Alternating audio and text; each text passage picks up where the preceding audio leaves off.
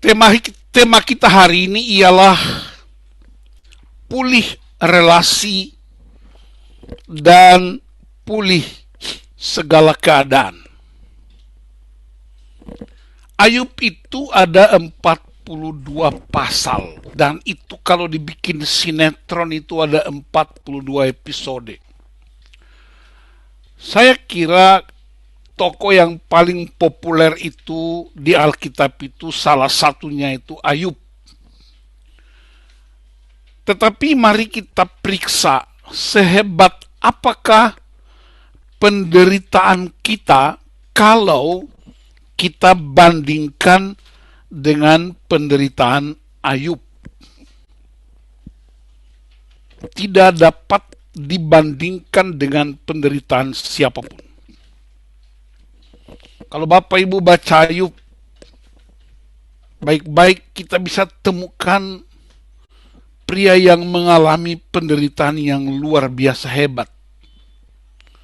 Sementara biasanya orang menderita itu selalu dihubungkan dengan dosa.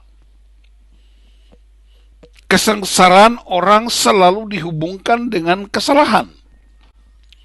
Tapi Alkitab bilang Ayub adalah pria yang saleh di bumi dan tidak terdapat kesalahan apapun.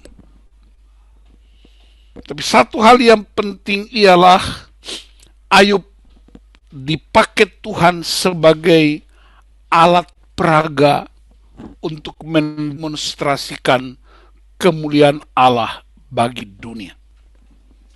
Saya ulangi, Ayub adalah alat peraganya Tuhan untuk mendemonstrasikan kemuliaan Allah, kebesaran Allah bagi dunia ini.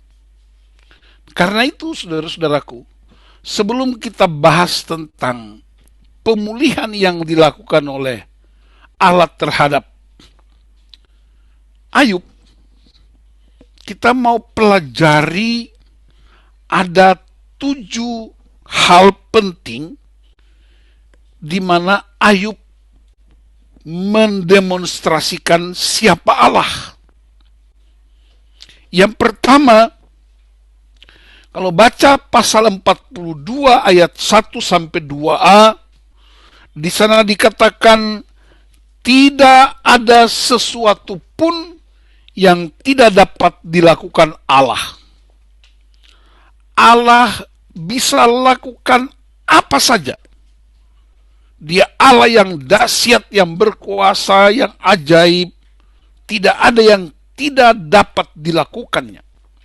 Itu yang pertama, Ayub sedang memberitahu dunia, memberitahu kita tentang siapa Allah. Yang kedua, tidak ada rencana Allah yang gagal. Pasal 42 ayat 2b. Semua rencana Allah tidak ada satupun yang gagal.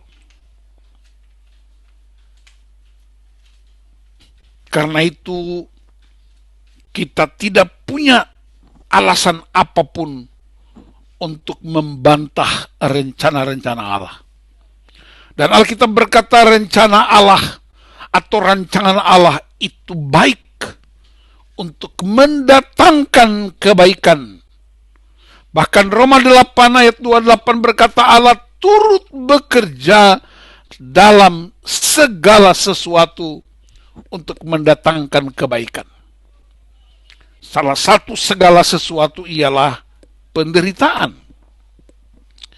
Yang ketiga, pasal 42 ayat 3 berkata rencana Allah melampaui pengertian manusia. Sekolah setinggi apapun, gelar akademis semacam apapun, tidak sanggup untuk mendalami pengertian-pengertian Allah. Itu sebabnya pernah saya katakan dalam konteks ini Allah tidak perlu dimengerti oleh pikiran kita, tapi Allah cukup dipercaya percayai, karena rancangannya tidak pernah gagal. Dan dalam konteks itu, saudara-saudaraku, perhatikan baik-baik. Ayub tidak melihat jawaban Tuhan. Saya ulangi, ini penting. Ayub tidak fokus pada jawaban Tuhan, tetapi Ayub fokus pada Tuhan. Dengan kata lain, Ayub tidak melihat penderitaan itu. Ayub tidak melihat jawaban Tuhan atas semua pemulihannya, tapi dia melihat Tuhan. Sepertinya dia sudah lolos butuh. Dia sudah ada di sebuah tingkatan yang tidak dapat lagi melakukan evaluasi apapun kecuali berkata, Tuhan itu dahsyat. Apa buktinya? Ayub mencabut perkataannya. Poin yang keempat yang kita tahu dari Tuhan menurut refleksi Ayub ialah perintah Allah itu memampukan kita untuk merendahkan diri di hadapan Allah. Ayub sendiri yang memilih untuk mencabut perkataannya. Allah tidak mengintimidasi dia. Allah tidak memaksa dia, tapi dia punya kesadaran sendiri. Harusnya Ayub bisa berbantah, membawa problemnya ke pengadilan, dan di situ dia bisa berdebat, dia bisa panggil saksi-saksi, dia bisa panggil pengacara untuk memperdebatkan mengapa aku menderita. Tapi justru Ayub tidak memilih pengadilan untuk berdebat, tapi dia memilih mesbah untuk bersujud. Yang kelima, dalam seluruh pengambilan keputusan, Allah itu adil. Kita baca dalam Ibrani 6 ayat 10. Allah bukan tidak adil. Allah mengerti dan menjawab semua problem hidup manusia, apalagi mereka yang sungguh-sungguh terlibat dalam pekerjaan kudusnya. Allah adil, keputusannya adil. 1 Yohanes 1 ayat 9 berkata, jika kita mengaku dosa kita, maka Allah itu setia dan adil, sehingga ia akan mengampuni segala dosa kita dan menyucikan kita dari segala kejahatan. Yang keenam,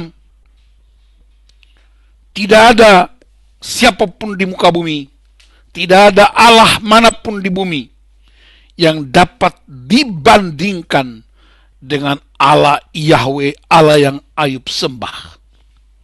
Khususnya tentang berkat-berkat Tuhan.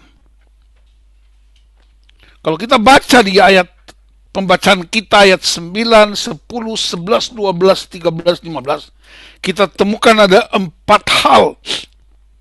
Yang pertama, doanya diterima.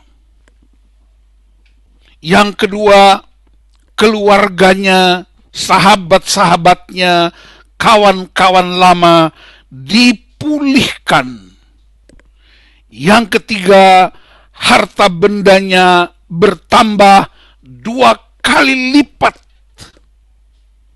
Kata ditambah.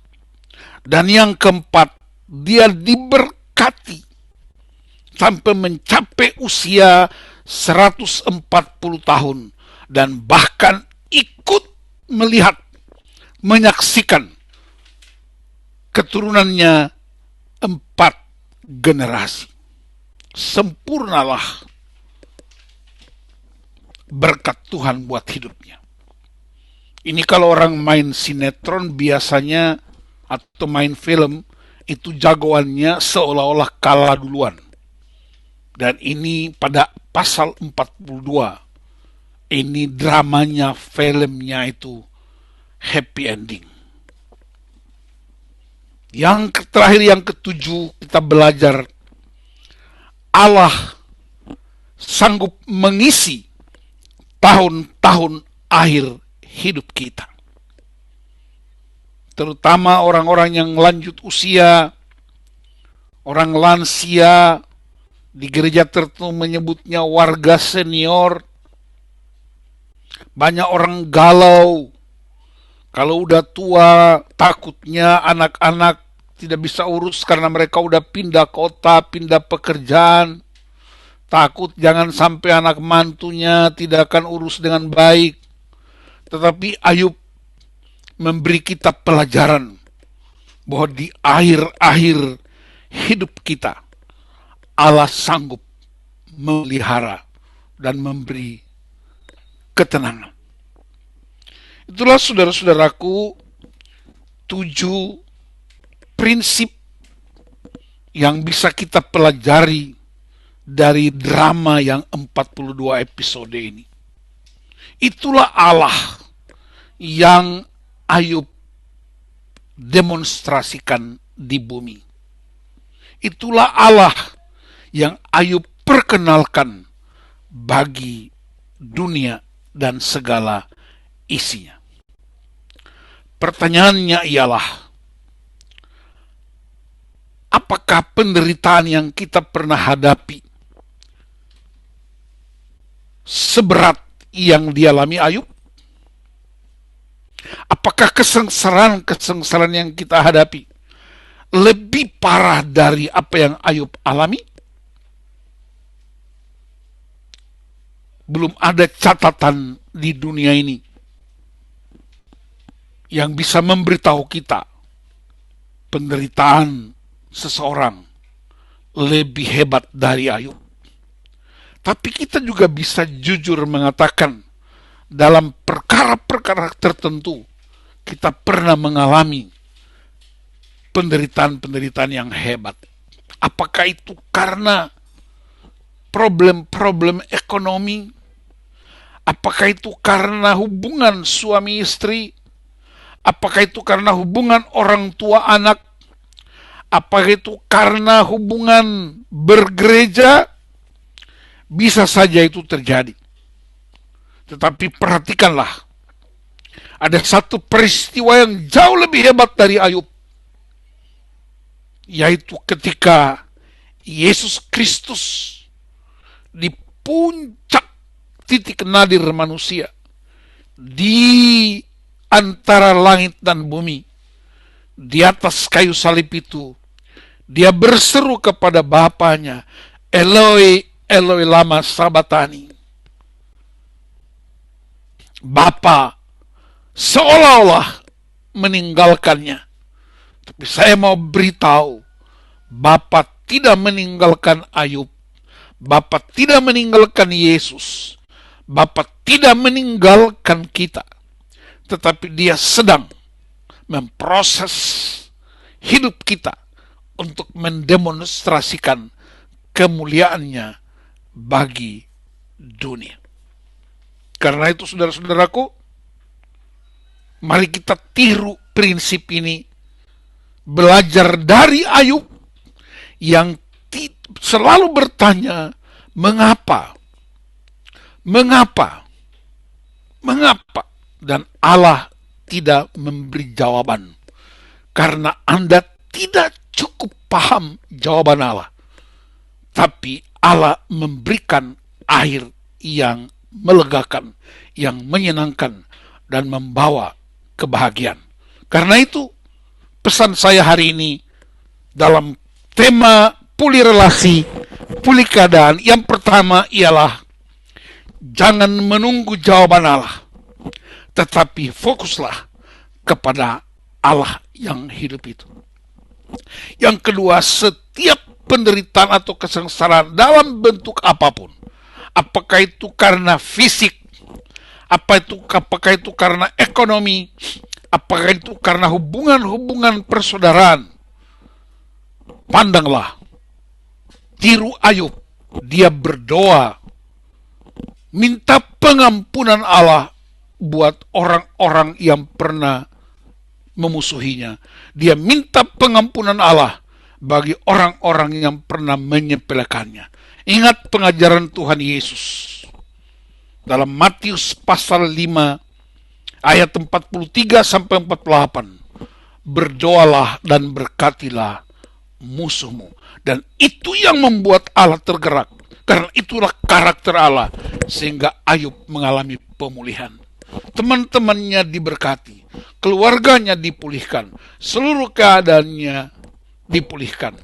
Dan dahsyat, bagian Tuhan ialah memulihkan kita. Bagian kita ialah menyembah dan fokus pada kekuatan kuasanya. Tuhan Yesus memberkati jemaat, memberkati kita semua jadi jemaat yang dipulihkan dan memulihkan. Karena Allah yang kita sembah adalah Allah yang tidak pernah batalkan janji dan rencananya. Tuhan Yesus